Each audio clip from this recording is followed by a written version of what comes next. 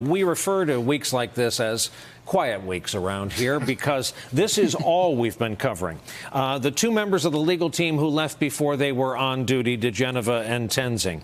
Stormy Daniels, a certain primetime Duke University delayed, but primetime television interview Sunday night.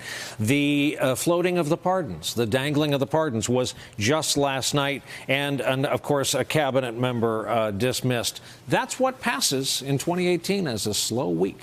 That's true. First of all, I would like to point out it was Kansas delayed, not Duke delayed. But yes, okay. this has been by Trump standards a fairly unrocky week, and I think part of that is simply we're so acclimated to it, right? I mean, this is the fourth cabinet member that has changed positions, including Kelly, who obviously left to go to the White House.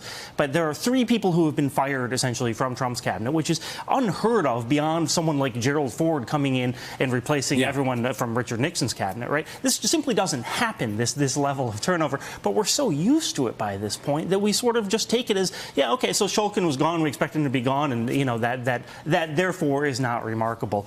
And I think the important thing to note here is there's been all this conversation about what happens, what does the White House look like once Hope Hicks, this stabilizing force, is gone, if John Kelly is out of power, what happens? And the response to that is, look what happens with them there. I don't know how Donald Trump can be less stable and less erratic than he has been since he was inaugurated, essentially. It is his style. What he wants to do is he wants to go do things like that speech in Ohio today, where he gets up in front of a crowd and the crowd applauds and he sort of riffs on whatever he's thinking about. He wants to basically give speeches that are his Twitter account.